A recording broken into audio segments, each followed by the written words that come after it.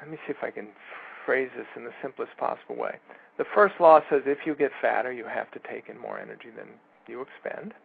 And we say that if you take in more energy than you expend, you will get fatter. Therefore, this is the reason you get fatter. Right, right. And the first law, there's no causality in there. It's just as if you get bigger, you've overeaten. And we define overeating as taking in more energy than we expend. So getting back to the way the Germans and Austrians saw it prior to the Second World War, and unfortunately these researchers vanished with the war for all intents and purposes, so this whole school of thinking vanished. Right. They just said, look, let's just pay attention to what regulates fat tissue, because we know nobody wants to be fat. You know, even the beer-drinking guys at sports bars who, you know, eat 400 chicken wings and 3 desserts with their 15 beer, they don't really want to be fat. They just don't want to stop eating. That's the idea. So therefore, they're gluttons, and that's what caused obesity. It was just a paper published in a journal the other day which said that, you know, gluttony and sloth are the cause of obesity. It's like 2010, and this is what they're saying in a scientific journal.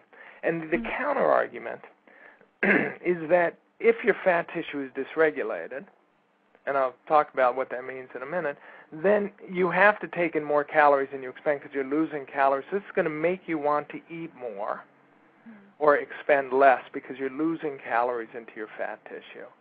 And now let me give you the metaphor that the Germans used prior to the Second World War, these Germans and Austrians. They said, because it's what I'm saying is you don't get fat because you overeat because you're getting fat.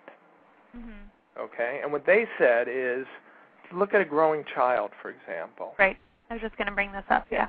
When a child goes through a growth spurt, he gets bigger, he gets heavier. He's got to be taking in more calories than he expends, right? He's overeating. And growing children are notorious. They have voracious appetites, and they also tend to lie around the house all day. They're tired all the time. They don't have a lot of energy. But they don't grow because they overeat. They're overeating because they're growing, and the growth is caused by growth hormone. So that's the flip. You know, another way to look at it, I use a lot of examples. Now, I'm doing a new book on this, trying to make this simple so people could finally understand it. You know, take a boy and a girl going through puberty, okay? And before puberty, they have virtually about the same amount of body fat. Young, you know, boys and girls before puberty have about the same amount of. They both go through puberty. They both get bigger. They get taller. They get heavier. The boy loses fat and gains muscle.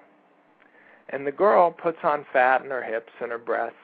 And, you know, she could go in as skinny as a model Twiggy and come out looking like Raquel Welch.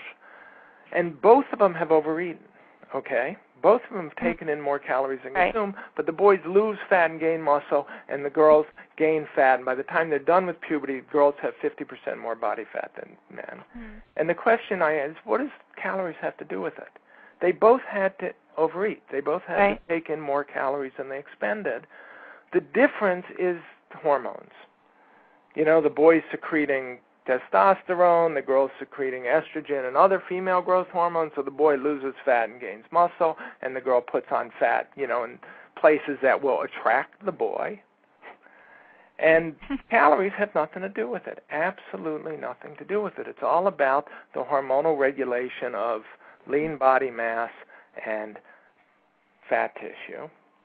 And what these Germans and Austrians didn't stick around to learn, but which started was unraveled beginning around 1956, and by 1965 it was all clear. The hormone insulin regulates fat accumulation.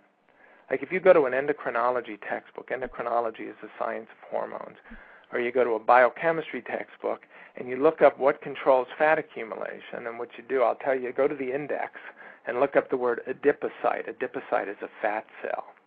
And then you go to wherever it says and look at what puts fat in a fat cell, and it will tell you the hormone insulin.